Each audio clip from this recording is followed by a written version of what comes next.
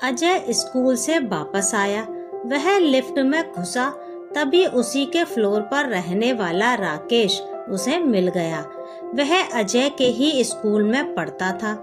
अजय ने पूछा, क्या हुआ, आज स्कूल नहीं गए? यह सुनकर राकेश बोला, मेरे पापा आज मुझे घुमाने ले गए थे और जानता है उन्होंने मुझे क्या दिलाया?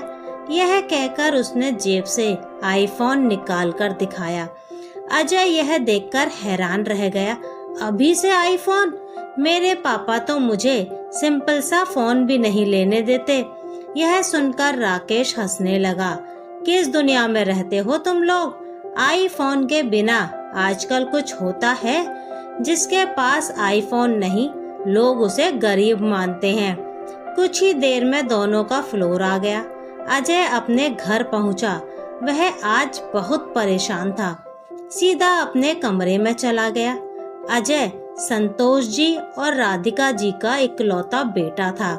संतोष जी एक कंपनी में नौकरी करते थे।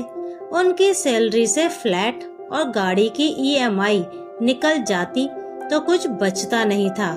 बस किसी तरह गुजारा हो रहा था। इस अपार्टमेंट में शिफ्ट होते ही उनके खर्चे डबल हो गए थे। स्टेटस के चक्कर में गाड़ी भी लेनी पड़ गई। राधिका जी अजय के कमरे में गईं। क्या बात है बेटा, तबीयत ठीक नहीं है क्या? चल खाना खा ले। अजय ने लेटे लेटे ही जवाब दिया, मुझे भूख नहीं है। राधिका जी समझ गईं कि किसी बात पर गुस्सा है। वो बोली, मुझे बता बात क्या है? क्या स्कूल में किसी ने कुछ कह दिया? अजय उठकर बैठ गया। मम्मी पता है, मेरे सारे दोस्तों के पास आईफोन है, बस एक राकेश के पास नहीं था। आज उसके पापा ने भी उसे आईफोन दिला दिया। अगर गरीब बनकर रहना था तो यहाँ आने की क्या जरूरत थी?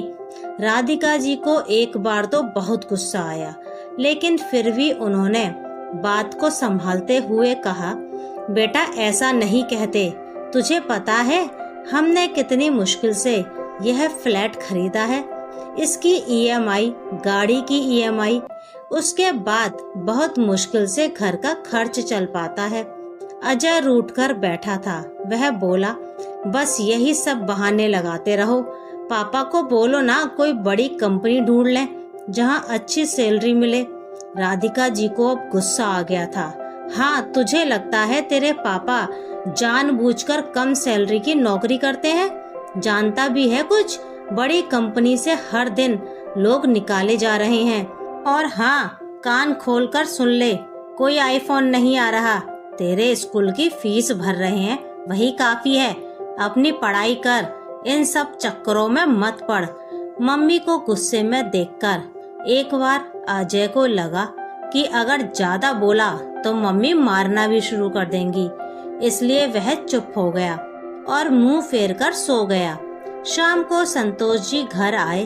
अजय, ये मैं क्या सुन रहा हूँ? आज तुम फिर से आईफोन की जिद पकड़कर बैठ गए। मैं तुम्हें आईफोन नहीं दिलवा सकता।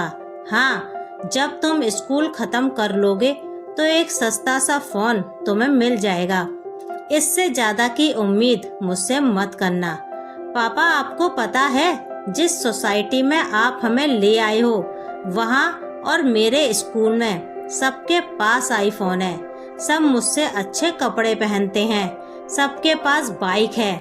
हमें यहाँ आना ही नहीं चाहिए था। संतोष ने अजय को अच्छे से डांटकर समझा दिया। तब से अजय उनसे कम ही बात करता था। एक दिन संतोष जी सुबह सोकर उठे तो उन्होंने देखा अजय घर पर नहीं है। संतोष जी उसे ढूंढने गए, लेकिन वह कहीं नहीं मिला। वे घर आए तो राधिका जी बैठी रो रही थी। उन्होंने एक खत संतोष जी को पकड़ा दिया। उसमें लिखा था, पापा, मैं घर छोड़कर जा रहा हूँ। मैं अब कुछ बनकर ही वापस लौटूंगा।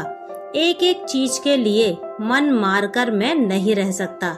संतोष जी सिर पकड़कर पलंग पर बैठ गए। इधर अजय ट्रेन पकड़कर सीधा मुंबई पहुँच गया।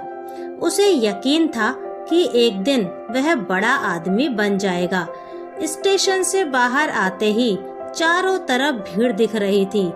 अजय एक होटल के सामने से गुजरा। उसे भूख लगी थी। वह उस होटल में गया। वहाँ एक वेटर आया। उसने खाने का ऑर्डर ले लिया। कुछ देर में एक कमजोर सा आदमी, जिसकी उम्र लगभग 45 साल की थी, खाना टेबल पर लगा गया।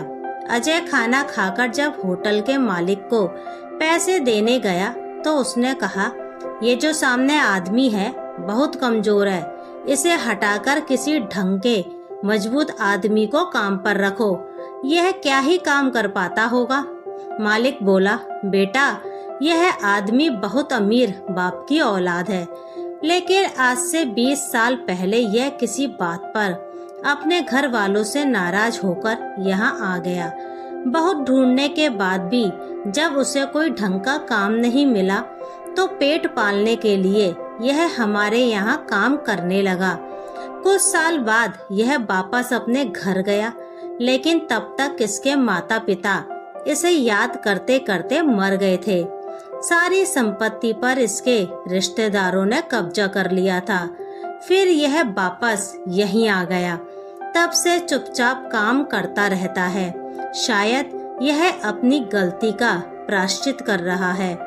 होटल के मालिक की बात सुनकर अजय के पैरों तले जमीन खिसक गई। उसने अपने पापा को फोन किया, पापा मुझसे बहुत बड़ी गलती हो गई, मैं आपसे कभी कुछ नहीं मांगूंगा, मैं कल तक वापस आ जाऊंगा। संतोष जी ने पूछा, बेटा तू कहाँ है, मैं तुझे लेने आ जाता हूँ। नहीं नहीं पापा, बस मैं आ रहा हूँ, कहकर अजय ने फोन काट दिया। रात की ट्रेन पकड़कर वह घर के लिए रवाना हो गया। जीवन का वो सबक जो उसके पापा उसे ना सिखा पाए, उसने ठोकर खाकर खुद सीख लिया।